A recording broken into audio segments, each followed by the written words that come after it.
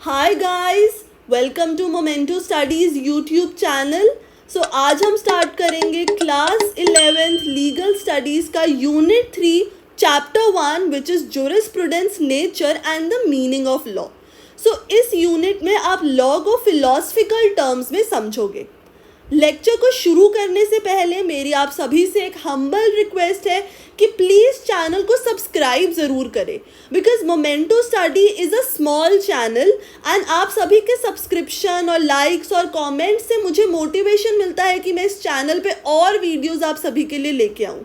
तो अगर आपको कंटेंट पसंद आ रहा है तो मुझे ज़रूर बताएं, सब्सक्राइब ज़रूर करें। Okay, so let us begin today's lecture. आप सभी ने ये पिक्चर ज़रूर देखी होगी कहीं ना कहीं इन योर बुक्स और इन सम मूवीज़ और in some TV shows.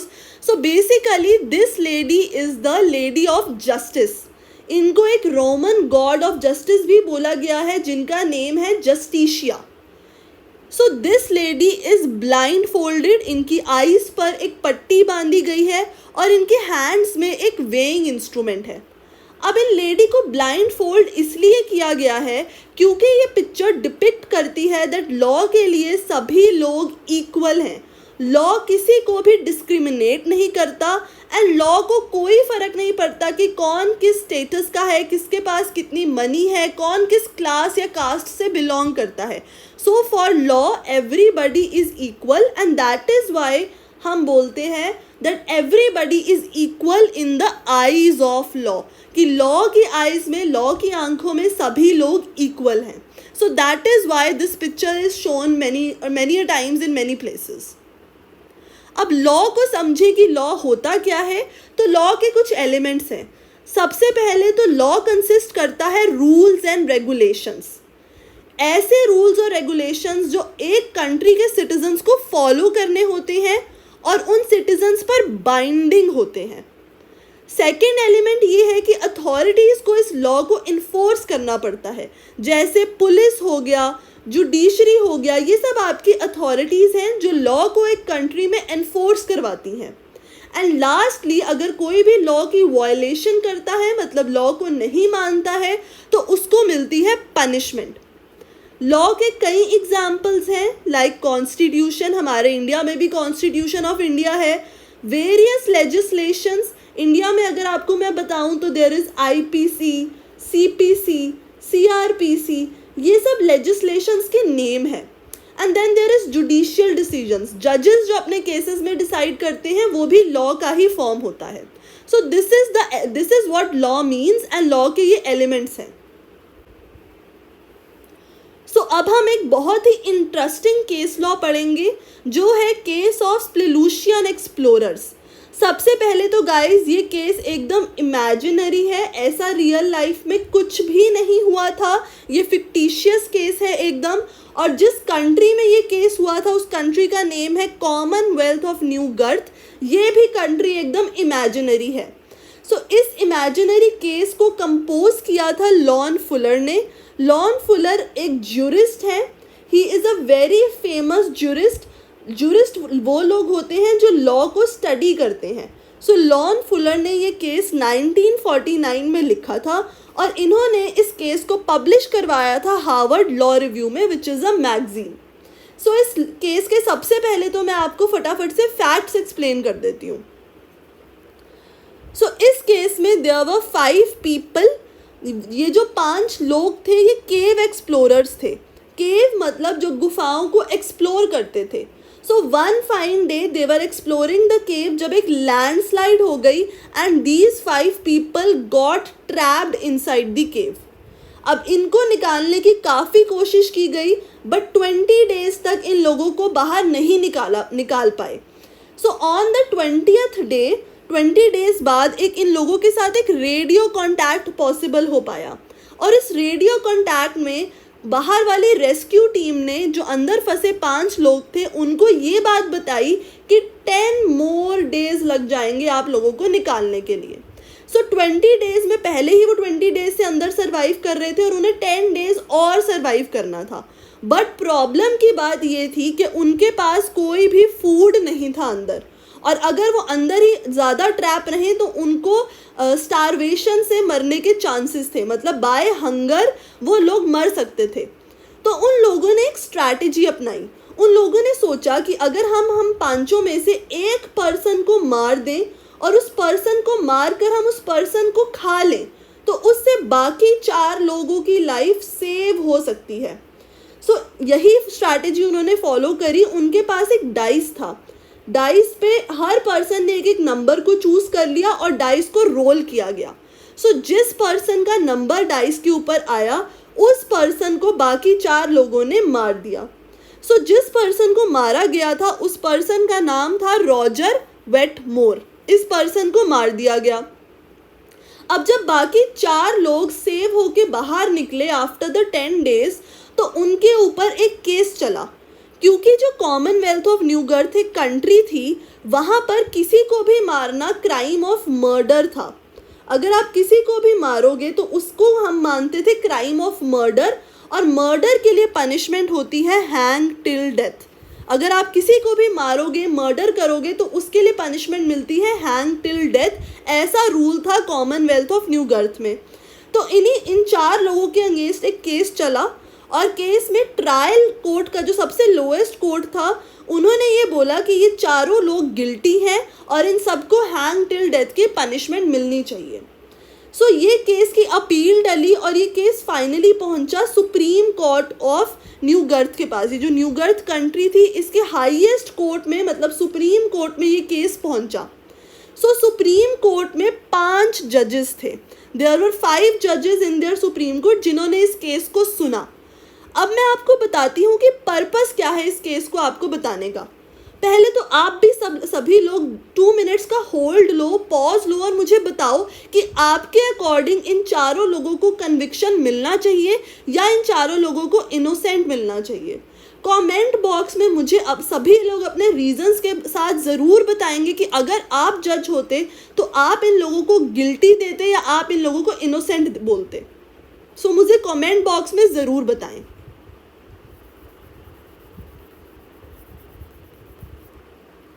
Okay, तो अब मैं आपको बताती हूँ कि पर्पस क्या है ये केस लॉ आपको बताने के लिए।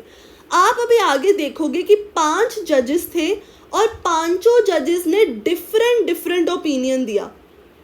केस तो सेम ही था, फैक्ट्स भी सेम थे, लॉ भी न्यू गर्थ का क्लियर था कि अगर कोई भी मर्डर करेगा तो उसको हैंग टिल डेथ की पनिशमेंट मिलेगी। फिर भी पांचों जजेस ने अपने 5 डिफरेंट डिसीजंस दिए। तो इससे आपको देखने को क्या मिलता है कि सेम लॉ को आप डिफरेंट तरीकों से इंटरप्रेट कर सकते हो। एक सेम लॉ डिफरेंट तरीकों में इंटरप्रेट हो सकता है क्योंकि हर पर्सन अपनी डिफरेंट थिंकिंग रखता है। सेम लॉ को डिफरेंट लोग डिफरेंट सिचुएशन में डिफरेंट पर्सपेक्टिव से देखते हैं और सेम लॉ के 5 डिफरेंट मीनिंग्स निकाले जा सकते हैं। सो इसी बात को समझाने के लिए कि लॉ की कोई भी फिक्स्ड डेफिनेशन नहीं है, हम कुछ भी फिक्स नहीं बोल सकते लॉ में, क्योंकि लॉ को हर पर्सन अपने डिफरेंट ओपिनियन से समझता है। तो इसी बात को समझाने के लिए आपको 5 डिफरेंट जजेस की जजमेंट दी गई है। सो हम 1 बाय 1 समझेंगे कि पांचों जजेस ने क्या रीजंस दिए, बट उससे पहले आप मुझे कमेंट बॉक्स में बताओगे कि आपके अकॉर्डिंग क्या होना चाहिए था इस केस का डिसीजन। तो सबसे पहले आया ओपिनियन ऑफ चीफ जस्टिस ट्रुम्पनी। देखो ये सब इमेजिनरी केस है, जजेस के नेम्स भी इमेजिनरी है। इट इज़ जस्ट आपको समझाया जा रहा है कि लॉ को किस किस वे में इंटरप्रेट कर सकते हैं। तो सबसे पहले आए जस्टिस ट्रुम्पनी। इन्होंने बोला कि ये जो चारों लोग हैं वो गिल्टी हैं, मतलब उन सभी को पनिशमेंट मिलनी चाहिए अपने एक फ्रेंड को मारने के लिए। तो जस्टिस ने बोला जो डिसीजन आया है वो एकदम फेयर एंड वाइस है। यहाँ पे ये नॉट वर्ड हटा लेना, it is a typing mistake. तो जज ने बोला कि जो डिसीजन है वो एकदम फेयर एंड वाइस है और जो भी स्टैट्यूट में बात लिखी गई है उसको जुडिशरी को फॉलो करना है। स्टैट्यूट में लिखा गया था कि मर्डर की पनिशमेंट हैंग टिल डेथ है। तो जस्टिस ने भी यही बोला, ट्रुम्पनी ने यही बोला कि स्टैट्यूट में अगर लिखा है हैंग टिल डेथ तो जुडिशरी की ये रिस्पॉन्सिबिलिटी बनती है कि हम हैंग टिल डेथ की पनिशमेंट इन चारों लोगों को दें। जस्टिस ट्रुम्पनी ने ये भी बोला कि पब्लिक ओपिनियन या सेंटिमेंट्स या इमोशन से लॉ को चेंज नहीं किया जा सकता, क्योंकि जो न्यूगर्थ कंट्री के सिटीजन्स थे वो सभी लोग इन 4 लोगों के लिए सिंपैथी दिखा रहे थे। सभी सिटीजन्स बोल रहे थे कि इन चारों लोगों को सज़ा नहीं मिलनी चाहिए बिकॉज इन्होंने आउट ऑफ सेल्फ डिफेंस और आउट ऑफ नेसेसिटी, मतलब अपनी जान बचाने के लिए एक मेंबर को मारा। तो सिटीजन्स बहुत ही इमोशनल हो रहे थे और वो बोल रहे थे कि इन लोगों को सज़ा मत दो। बट जस्टिस ट्रुम्पनी ने बोला कि लॉ के ऊपर कोई भी इमोशंस नहीं चलते। सेंटिमेंट्स, इमोशंस, पब्लिक ओपिनियन, इन सब चीज़ों से लॉ को कोई फ़र्क नहीं पड़ता, ऐसा कहना था ट्रुम्पनी का। तो ट्रुम्पनी ने यही बोला दैट ये जो पनिशमेंट है वो एकदम सही है, तो सुप्रीम कोर्ट को भी पनिशमेंट को वैलिड कहना चाहिए, और अगर इन लोगों की पनिशमेंट को रिड्यूस करवाना है तो ये केस जाना चाहिए चीफ एग्जीक्यूटिव के पास। चीफ एग्जीक्यूटिव होते हैं head of the state, like India में प्राइम मिनिस्टर हैं, प्रेसिडेंट हैं, तो उस कंट्री में जो भी चीफ एग्जीक्यूटिव मतलब हेड ऑफ द स्टेट थे वो डिसाइड करें कि इनको मर्सी मिलनी चाहिए या नहीं। अदरवाइज जुडिशरी तो सिर्फ लॉ को फॉलो करेगी। अगर लॉ को चेंज करना है, लॉ के अगेंस्ट जाना है, तो वो पावर है चीफ एग्जीक्यूटिव की। अगर आप इंडिया का भी सिनेरियो देखो तो इंडिया में भी प्रेसिडेंट के पास पावर होती है मर्सी पिटिशन की, मतलब अगर सुप्रीम कोर्ट कोई डिसीजन दे दे तो उसके अगेंस्ट हम अपील फाइल कर सकते हैं प्रेसिडेंट ऑफ इंडिया के पास, and it is the wish of the president of India कि उन्हें पनिशमेंट को रिड्यूस करना है या नहीं। तो इस केस में भी जस्टिस ट्रुम्पनी ने यही बोला कि कोर्ट तो लॉ को ही फॉलो करेगी, अगर इन लोगों की पनिशमेंट कम करनी है तो वो पावर है सिर्फ और सिर्फ चीफ एग्जीक्यूटिव के पास। So guys, in short justice ट्रुम्पनी ने बोला दैट कन्विक्शन एकदम से सही है, उन्हें एकदम से पनिशमेंट मिलनी चाहिए, that is completely right. But justice ट्रुम्पनी ने क्लेमेंसी को प्रपोज किया। जैसे इंडिया में मैंने आपको बताया था दैट अगर प्रेसिडेंट के पास अपील जाए तो उसे मर्सी पिटिशन बोलते हैं, वैसे ही इस कंट्री में अगर चीफ एग्जीक्यूटिव मतलब हेड ऑफ द स्टेट के पास अपील जाए तो उसको बोलते हैं क्लेमेंसी। सो इन्होंने कन्विक्शन को सही बोला, बस क्लेमेंसी बोला कि क्लेमेंसी के लिए केस को चीफ एग्जीक्यूटिव के पास जाना चाहिए। तो इन शॉर्ट 2 चीज़ें, first conviction is right, secondly clemency होनी चाहिए जो चीफ एग्जीक्यूटिव देखेंगे कि मिलेगी या नहीं। सेकेंड जस्टिस हमारे आ गए जस्टिस फॉस्टर। इन्होंने वर्डिक्ट दिया कि ये चारों लोग इनोसेंट हैं, और जो इनके रीजंस थे बेसिकली वो रीजंस रिलेटेड है नेचुरल स्कूल ऑफ लॉ से। सभी स्कूल्स ऑफ लॉ के बारे में हम इसी चैप्टर में आगे जाके पढ़ेंगे, तो आप अभी के लिए ध्यान रखो कि जो जस्टिस फॉस्टर के रीजंस थे वो रिलेटेड थे नेचुरल लॉ से, मतलब नेचुरल स्कूल ऑफ लॉ से। तो इन्होंने बोला दैट जो एक्सप्लोरर्स थे, जो 4 लोग थे, सबसे पहले तो वो एक सिविल सोसाइटी में थे ही नहीं। दे सिंपली सेड, क्योंकि वो केव के अंदर बंद थे, केव के अंदर ये चारों लोग बंद थे, तो ये जो एक नॉर्मल सोसाइटी है उससे कट ऑफ थे, मतलब नॉर्मल सोसाइटी से सेपरेट रह रहे थे अंदर केव के अंदर जब वहाँ फंसे हुए थे, इसीलिए उन पर लॉज लगेंगे ही नहीं। याद करो चैप्टर 1 में मैंने आपको सोशल कॉन्ट्रैक्ट थ्योरी के बारे में पढ़ाया था, जहाँ पे हमने थॉमस हॉब्स की, जीन जैक्यू रोस्सियो की थ्योरीज देखी थी लॉ ऑफ द नेचर पर। सो वहाँ पे मैंने आपको बताया था लॉ ऑफ नेचर एकदम फर्स्ट स्टेज होती है, और लॉ ऑफ नेचर के बाद आपकी सिविल सोसाइटी बनती है। सो लॉ ऑफ नेचर में जब लोग रहते हैं उनके ऊपर कोई लॉ नहीं लगते, तो वो मैंने आपको सोशल कॉन्ट्रैक्ट थ्योरी में समझाया था। तो वही थ्योरी का यूज़ करके जस्टिस फॉस्टर ने बोला कि जब ये लोग केव के अंदर रह रहे हैं तो इनके ऊपर जो एक नॉर्मल कंट्री के लॉज हैं वो नहीं अप्लाई होने चाहिए, और लॉज ऑफ द नेचर लगने चाहिए। और लॉज ऑफ द नेचर में तो इट इज़ एक्सेप्टेबल कि आप किसी को भी मारो, किसी को भी खा जाओ, किसी के साथ कुछ भी करो। जैसे मैंने आपको थॉमस हॉब्स की, याद करो थॉमस हॉब्स की थ्योरी में बताया था सोशल कॉन्ट्रैक्ट थ्योरी में, that law of the nature was brutish, nasty, वहाँ पे लोग एक दूसरे से लड़ते थे, वॉर करते थे, एक दूसरे को मारते थे। तो वही सेम चीज़ इनजस्टिस ने भी बोली कि सैक्रिफाइस करना किसी भी पर्सन का अलाउड है नेचुरल लॉ में। सो इसीलिए इसी रीज़न की वजह से इन्होंने इनोसेंट कर दिया उन चारों लोगों को। जस्टिस फॉस्टर ने एक और इम्पॉर्टेंट बात बोली कि जजेस हमेशा किसी भी लॉ का एक्सेप्शन फाइंड कर सकते हैं। जैसे कि ये न्यूगर्थ के लॉ में लिखा था कि अगर आपने किसी का मर्डर किया है तो आपको हैंग टिल डेथ मिलेगी। सिर्फ इतनी सी बात लॉ में लिखी थी। बट जस्टिस फॉस्टर ने बोला कि जजेस चाहे तो इस लॉ का एक्सेप्शन निकाल सकते हैं, और ये पर्टिकुलर केस एक्सेप्शन बन जाएगा क्योंकि इस केस में चारों लोगों ने जो फिफ्थ पर्सन था उसको इसीलिए मारा ताकि ये अपनी लाइफ को सेव कर सके। तो इन चारों लोगों का कोई इंटेंशन नहीं था, क्रिमिनल इंटेंशन नहीं था मारने का, बट उन्हें मारना पड़ा मजबूरी की वजह से क्योंकि उन्हें अपनी लाइफ सेव करनी थी। तो इट इज़ एन एक्सेप्शन। तो जस्टिस ने बोला कि एक्सेप्शन निकालना लॉ के लिए, मतलब लॉ में एक्सेप्शन निकालना जजेस के लिए परमिटेड है। And justice foster also said कि अगर हम ऐसा डिसीजन दे भी देंगे तो ये लेजिस्लेचर के अगेंस्ट नहीं जाएगा।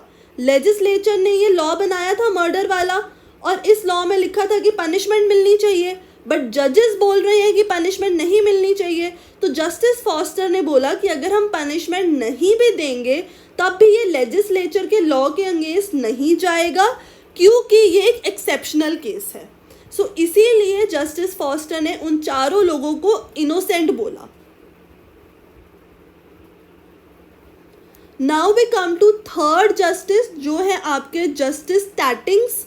तो ये जस्टिस तो कंफ्यूज ही हो गए, ये तो डिसाइड ही नहीं कर पाए कि मैं इन्हें इनोसेंट बोलूँ या कन्विक्ट बोलूँ। तो इन्होंने क्या किया, इन्होंने साफ साफ बोला कि मैं अनश्योर हूँ, मैं अनसर्टन हूँ, इसीलिए इन्होंने अपने आप को रेस्क्यू कर लिया। मतलब अपने आप को इस केस से आउट कर दिया और बोला कि मैं इस केस में कोई भी डिसीजन नहीं दूंगा। क्योंकि जस्टिस स्टैटिंग्स को एक बहुत ही बड़ी कन्फ्यूजन हो रही थी। एक साइड पर तो वो सिंपैथी शो कर रहे थे कि बेचारे लोग, इन्होंने अपनी लाइफ सेव करने के लिए किसी को मारा तो ये कल्प्रिट्स नहीं हैं, बट दूसरी साइड वो डिस्कस्टेड भी थे कि इतना हॉरिबल एक्ट कोई कर कैसे सकता है। तो he was unable to reach any decision. वो खुद से ही डिसाइड नहीं कर पाए कि मैं हाँ बोलूँ या ना बोलूँ। एंड इन्होंने एक डॉक्ट्रीन की बात करी। एक डॉक्ट्रीन इन्होंने बोला जो लॉ स्कूल में यूजुअली पढ़ाते भी हैं। तो उस डॉक्ट्रीन का बेसिक जिस्ट है कि the man who acts to repel an aggressive threat to his own life does not act wilfully but in response to deeply ingrained in human nature. So इस line का ये मतलब है कि अगर आपके ऊपर कोई थ्रेट आ जाए और आप उस थ्रेट से बचने के लिए कोई क्रिमिनल एक्ट कर दो तो उस एक्ट को हम क्रिमिनल नहीं मानते। मान लो एक पर्सन ए है और एक पर्सन बी। अब बी भागता हुआ ए के पास आ रहा है अपने हाथ में नाइफ लेके, तो ए को क्या लगेगा कि बी मुझे मारने के लिए आ रहा है।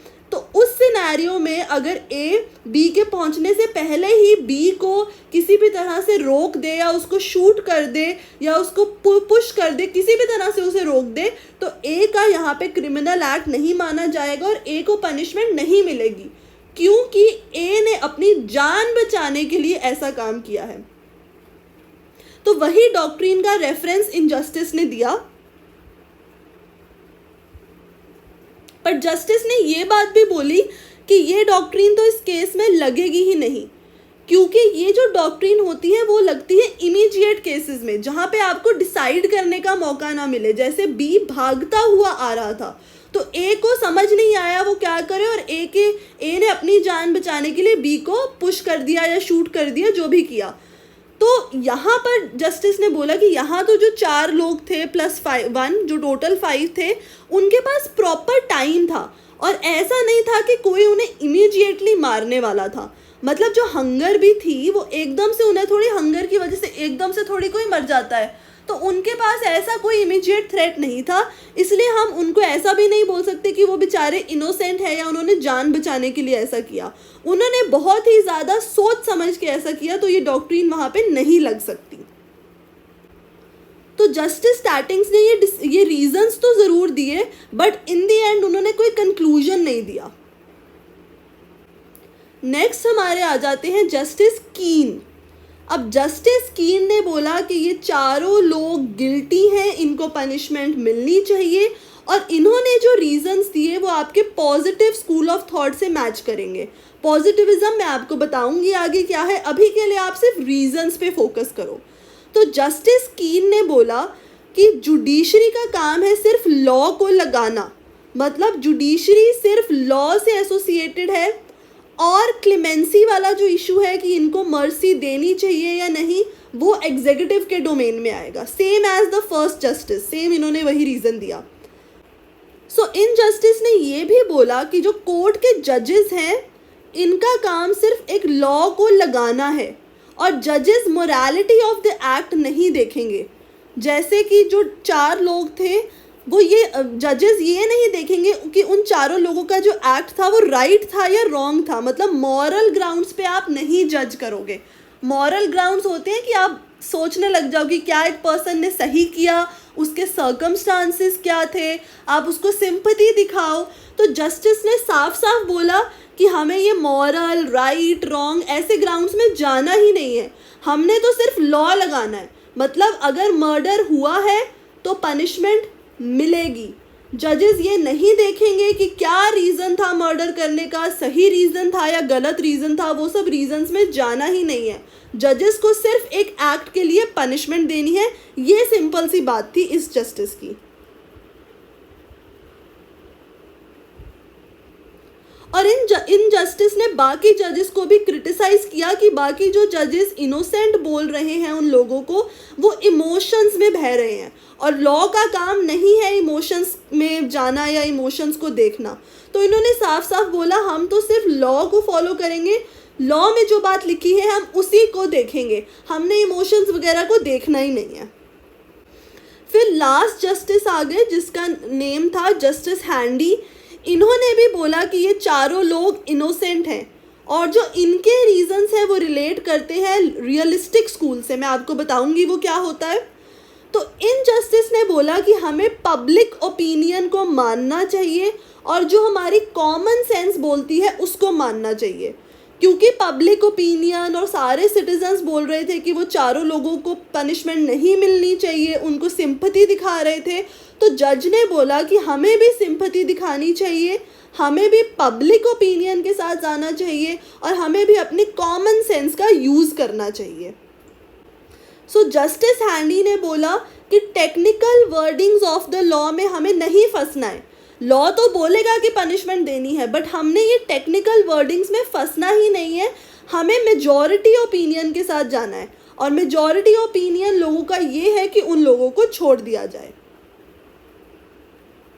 सो justice Handy basically harmony promote करना चाहते थे जुडिशरी और पब्लिक ओपिनियन के बीच में। अगर जुडिशरी पब्लिक ओपिनियन ना माने तो पब्लिक के मन में आ जाएगा कि जुडिशरी तो सिटीजन्स का सुनती ही नहीं है।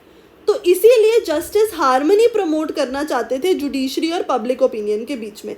तो इन्होंने कहा कि कॉमन सेंस तो यही बोलती है कि इन जो 4 लोग थे उन्होंने अपनी जान बचाने के लिए 5वें पर्सन को मारा, इसीलिए इसी बेसिस पर इनको इनोसेंट कर दिया जाए।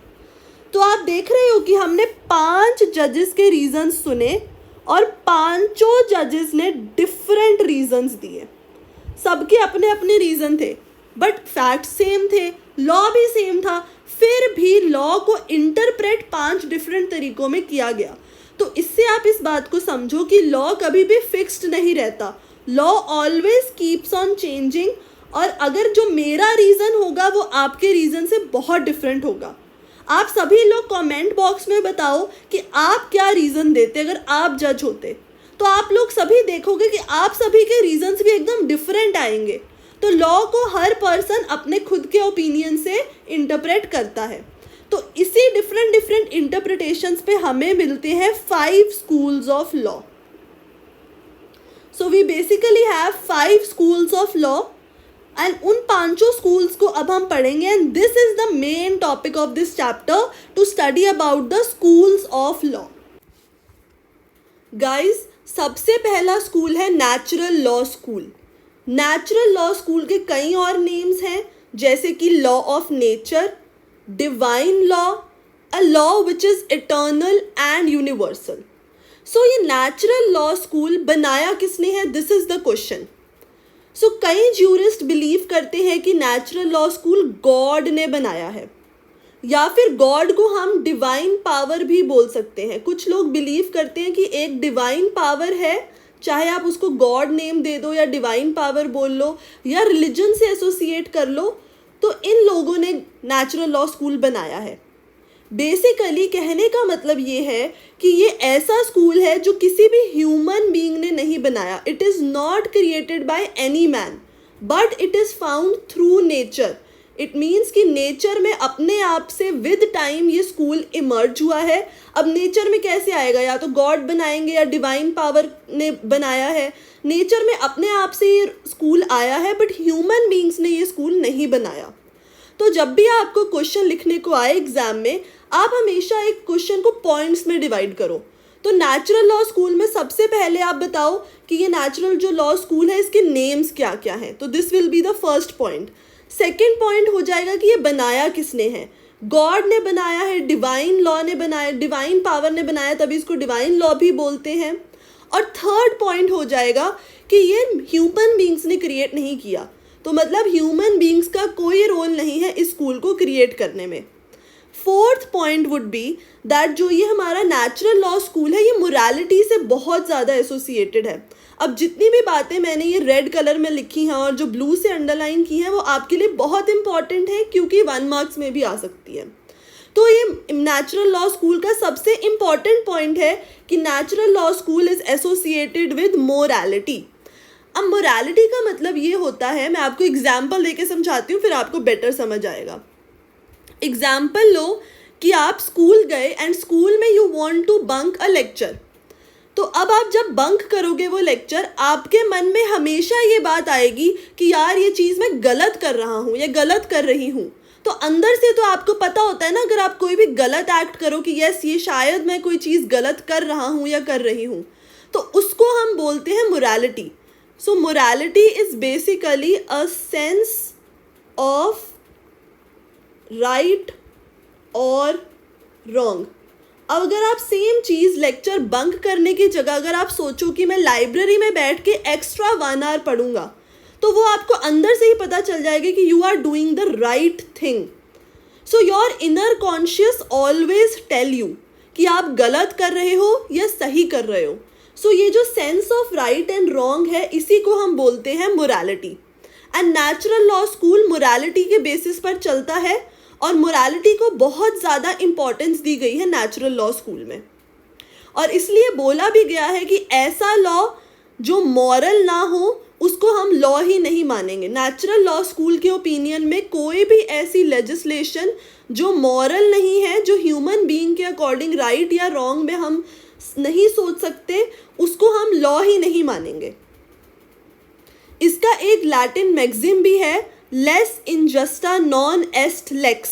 इसका मतलब होता है N unjust law is not a true law. मतलब ऐसा लॉ जो जस्ट ना हो, मतलब जो राइट ना हो, उसको हम ट्रू लॉ नहीं मानेंगे. और राइट और रॉन्ग का सेंस हमें पता चलता है अपने इनर कॉन्शियस से, हमारे खुद के ह्यूमन माइंड के रीज़न से. हमारा ह्यूमन माइंड हमेशा हमें बताता है कि हम कोई चीज़ गलत कर रहे हैं या सही कर रहे हैं. बट नेचुरल लॉ स्कूल बोलता है कि लॉ बहुत ज़्यादा कनेक्टेड है मोरालिटी से. नेचुरल लॉ स्कूल के एक बहुत इंपॉर्टेंट पर्सन है सेंट थॉमस एक्विनास. इनको याद रखना. इन्होंने बोला था अगर कोई भी ऐसा लॉ होगा जिसमें मॉरल कंटेंट नहीं होगा, वो बेसिकली परवर्जन ऑफ लॉ होगा. मतलब वो एक्चुअली में ट्रू लॉ होगा ही नहीं. एंड अगर वो ट्रू लॉ नहीं है तो किसी को भी उस लॉ को फॉलो करने की ज़रूरत नहीं है. So in short natural law school का मतलब ये था कि अगर ह्यूमन बीइंग्स भी इन केस लॉ बना रहे हैं तो वो लॉ भी वैलिड तभी माना जाएगा if they are consistent with morality. मतलब अगर वो मॉरल लॉ होगा, मतलब अगर वो राइट होगा. और नेचुरल लॉ स्कूल रिलीजन से भी बहुत ज़्यादा कनेक्टेड है. सो अगर रिलीजन के अकॉर्डिंग कोई पर्टिकुलर चीज़ करेक्ट होगी तो भी हम उसको मोरालिटी के अकॉर्डिंग करेक्ट मानते हैं, अदरवाइज रॉन्ग मानते हैं. सो मोरालिटी, रिलीजन, ह्यूमन माइंड के रीजंस, ये सब डील करते हैं नेचुरल लॉ स्कूल में. सो आई होप आपको समझ आ गया होगा कि नेचुरल लॉ स्कूल सबसे पहले तो ऐसा स्कूल है जो गॉड ने बनाया है, जो एक डिवाइन पावर ने बनाया है, तभी इस स्कूल को हम डिवाइन लॉ भी बोलते हैं। और इस स्कूल में ह्यूमन बींग्स का कोई रोल नहीं है, ह्यूमन बींग्स ने कुछ भी क्रिएट नहीं किया इस स्कूल में। और इस स्कूल के लॉज जो हैं वो बहुत ज़्यादा रिलेटेड है मोरालिटी से। मोरालिटी का मतलब होता है राइट या फिर रॉन्ग में डिफ्रेंशिएट करना किसी भी एक्ट को। और अगर कोई भी लॉ मॉरल नहीं है तो उसको ट्रू लॉ मानते ही नहीं है। और अगर ह्यूमन बीइंग्स भी इन केस कोई लॉ बना रहे हैं तो वो वैलिड तभी माना जाएगा जब उसके अंदर एक मॉरल कंटेंट हो, जब वो मोरालिटी के अकॉर्डिंग सही हो। अब हर स्कूल के क्रिटिसिज्म भी आपको नोट करने हैं क्योंकि वो भी एक इम्पॉर्टेंट पॉइंट है। तो सबसे पहला क्रिटिसिज्म जो आपका नेचुरल लॉ स्कूल का है वो दिया था बेंथम और ऑस्टिन ने। ये जो दो ज्यूरिस्ट थे, Bentham and Austin, these two were against the natural law school. इन्होंने बोला कि नेचुरल लॉ स्कूल बहुत ही वेग है, मतलब अनक्लियर सा है। वेग का मतलब होता है अनक्लियर। आप लोग खुद से सोचो कि मोरालिटी का तो कोई भी फिक्स डेफिनेशन हो ही नहीं सकता। जो चीज़ मेरे लिए सही है क्या पता वो आपके लिए गलत हो। मे बी अगर मैं आपको बोल रही हूँ कि लेक्चर बंक करना गलत है तो आप मुझे बोलो कि नहीं मैम लेक्चर बंक करना तो एकदम सही है। सो मोरालिटी भी हर पर्सन से डिफ़र करती है। मोरालिटी एकदम वेग टर्म है, अनक्लियर है। कोई भी फिक्स क्राइटेरिया थोड़ी है कि यही चीज़ मॉरल है और यही चीज़ अनमॉरल है। तो यही बात बेंथम और ऑस्टिन ने बोली कि ये नेचुरल लॉ स्कूल बहुत ही ज़्यादा वेग है, अनक्लियर है, इसमें कुछ भी क्लियरली डिफाइंड नहीं है। सेकेंड जो इसके क्रिटिसिज्म था वो ये था कि अगर हम ओवर एम्फसाइज करेंगे इस नेचुरल लॉ स्कूल में तो it can lead to disastrous results also. For example Germany में नाजिज्म का आपको पता होगा कि नाजीज ने ज्यूज़ पे बहुत ज़्यादा अनरूली बिहेवियर किया था उनके साथ, उनके ऊपर बहुत ज़्यादा वायलेशंस किए थे, उनको मारा भी गया था, ट्रैप भी किया गया था। तो ये इसलिए हुआ था बिकॉज बहुत ज़्यादा एम्फसिस था वहाँ पर नेचुरल लॉ स्कूल पर। तो नेचुरल लॉ स्कूल के अकॉर्डिंग जो भी बात रिलीजन में कही गई है उसको सही मानते थे। तो नाजीज बोलते थे कि हमारी कम्युनिटी सही है और जूस के ऊपर तभी वो गलत बिहेवियर शो करते थे। एंड सेम हुआ था फेसिज्म इन इटली में। सो ओवर एम्फसिस अगर आप इस स्कूल पर करोगे तो आपको सही रिजल्ट्स नहीं मिलेंगे। अब देखो थर्ड क्रिटिसिज्म इस स्कूल का ये है कि हमारी सोसाइटी में मॉरल्स का डिग्रेडेशन हो रहा है। अब कुछ स्टूडेंट्स मुझे बोलेंगे कि क्लास बंक करना सही है और कुछ बोलेंगे क्लास बंक करना गलत है। तो ये क्या हो रहा है, कुछ स्टूडेंट्स का जो मॉरल है, मॉरल्स हैं उनके, वो डिग्रेड होते जा रहे हैं क्योंकि उनको ऐसा लग रहा है कि क्लास को बंक करना सही है। तो ऐसे मॉरल डिग्रेडेशन में जहाँ पर हमारी सोसाइटी के मॉरल्स ही डिग्रेड होते जा रहे हैं वहाँ पर हम नेचुरल स्कूल पर एम्फसाइज नहीं कर सकते। बिकॉज नेचुरल स्कूल का आपको मैंने बताया था, नेचुरल लॉ स्कूल का सारा कॉन्सेप्ट ही मोरालिटी पर चलता है कि जो मॉरल्स के अकॉर्डिंग ठीक है वो करो। बट अगर मॉरल्स ही आपके डिग्रेड होते जा रहे हैं तो लॉ तो फिर कैसे ही सही रहेगा। इसीलिए इस स्कूल पर ओवर एम्फसाइज करना गलत है। तो ये 3 हो गए criticisms of natural law school. So next school हमारे पास है एनालिटिकल स्कूल। एनालिटिकल स्कूल को हम पॉजिटिव स्कूल भी रेफ़र करते हैं, इम्पेरेटिव स्कूल भी रेफ़र करते हैं और एक और टर्म है पॉजिटिविज्म। इस स्कूल को इस टर्म से भी रेफ़र कर दिया जाता है। एनालिटिकल स्कूल का मेन फोकस है to create a scientifically valid system of law. जैसे कि आपने देखा था कि नेचुरल लॉ स्कूल में हम गॉड पर बहुत ज़्यादा एम्फसाइज कर रहे थे, डिवाइन लॉ पर एम्फसाइज कर रहे थे, और बेंथम और ऑस्टिन ने कहा था कि वो सारी चीज़ें वेग हैं।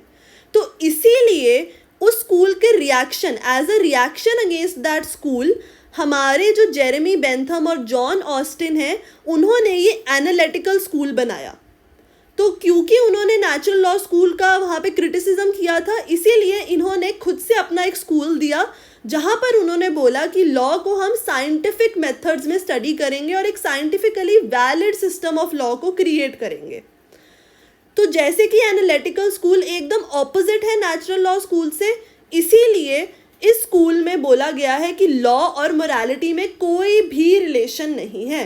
नेचुरल लॉ स्कूल में आपने देखा था ओवर एम्फोसाइज कर रहे थे मोरालिटी पर, but according to analytical school morality से हम बिल्कुल भी कनेक्ट नहीं करते लॉ को। There is no connection between law and morality. Important point है।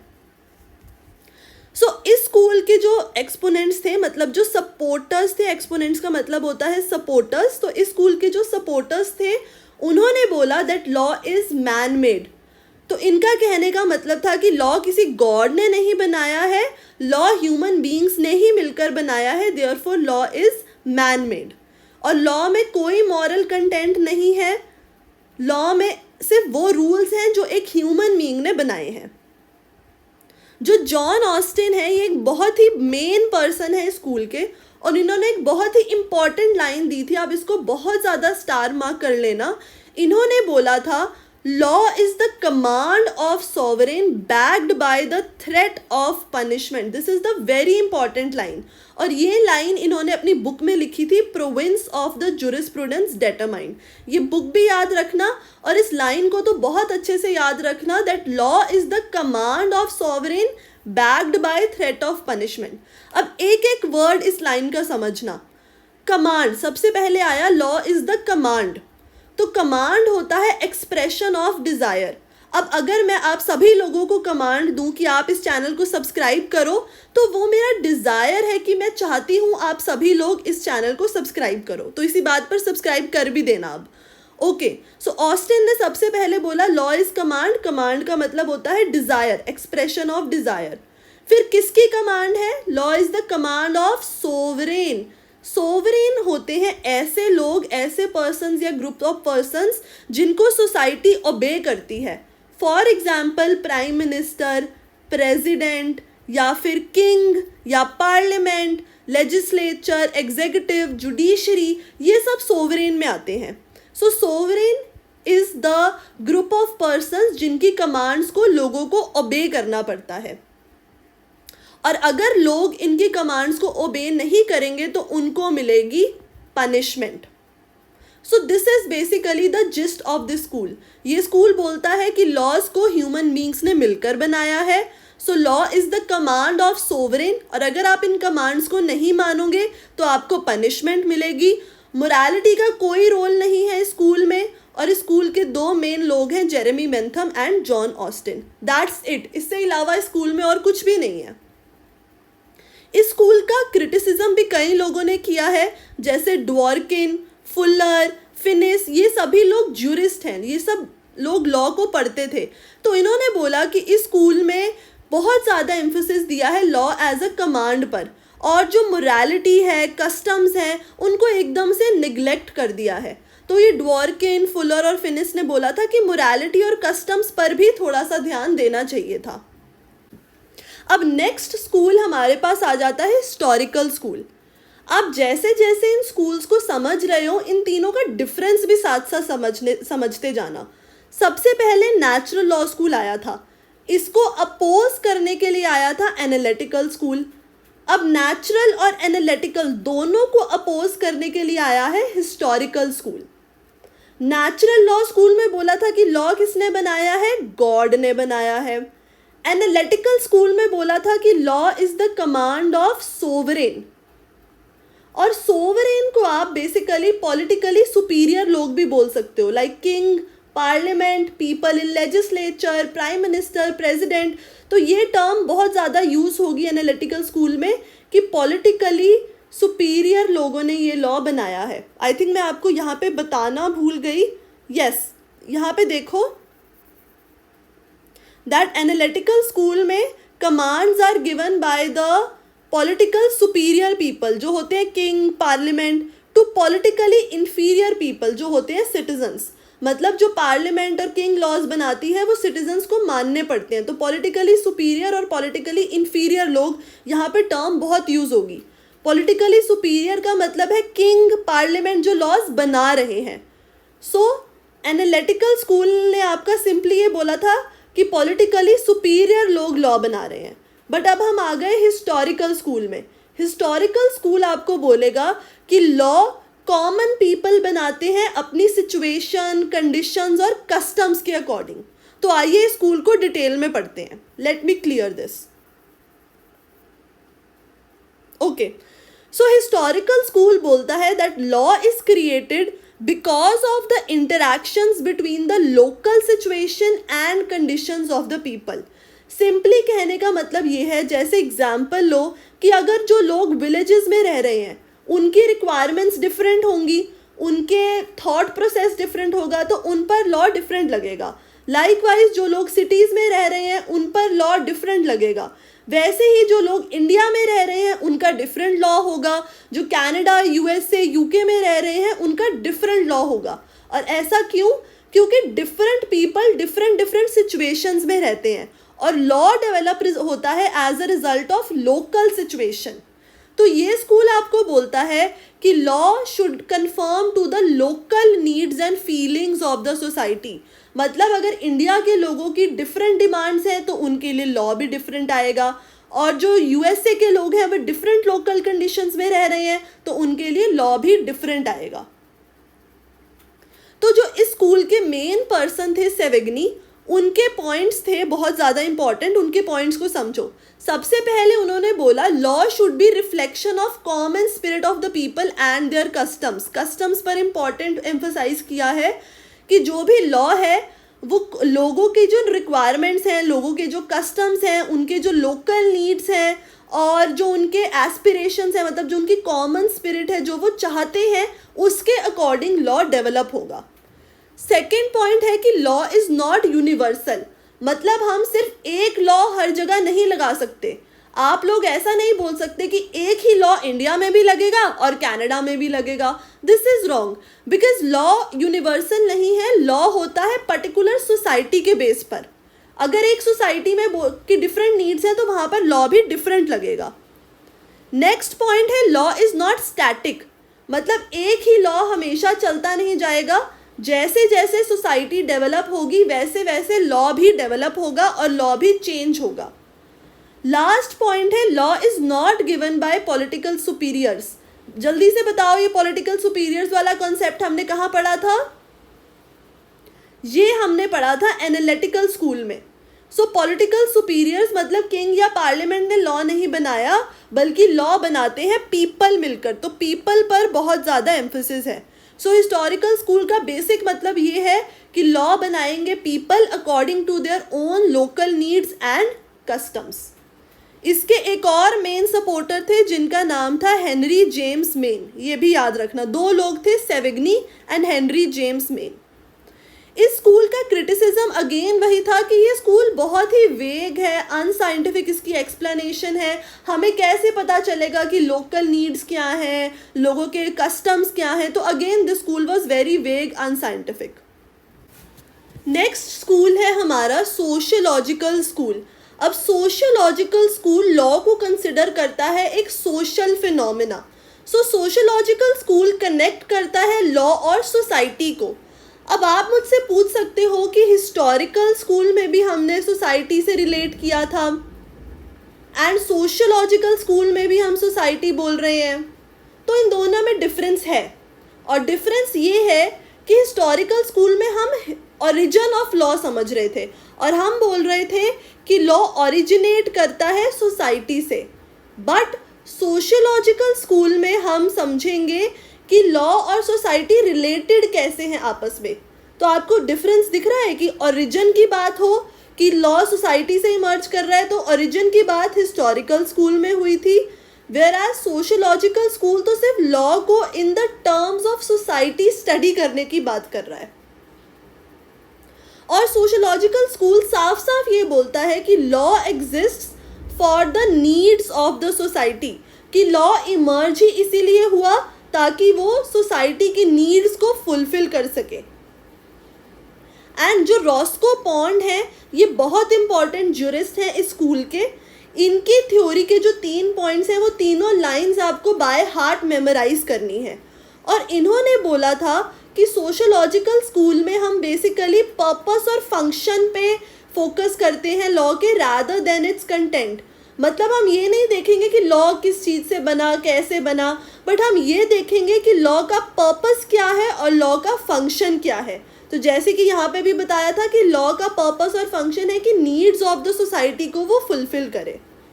Then law is an institution designed for social need. अगर सोसाइटी में कोई नीड की रिक्वायरमेंट होगी तो लॉ उसको फुलफिल करेगा। And law is a tool to balance the conflicting interest of societies. जैसे एक सोसाइटी में काफ़ी लोग होते हैं, मान लो ए और बी। ए बोलता है कि मुझे ऐसा करना है, तो बी बोलता है नहीं मुझे ऑपोजिट वे में कोई काम करना है। तो अगर इनके बीच में कोई कॉन्फ्लिक्ट हो गया तो वो लॉ सॉल्व करता है। तो लॉ का पर्पस बताया गया है स्कूल में कि लॉ कॉन्फ्लिक्ट सॉल्व करेगा, सोशल नीड्स पर फोकस करेगा।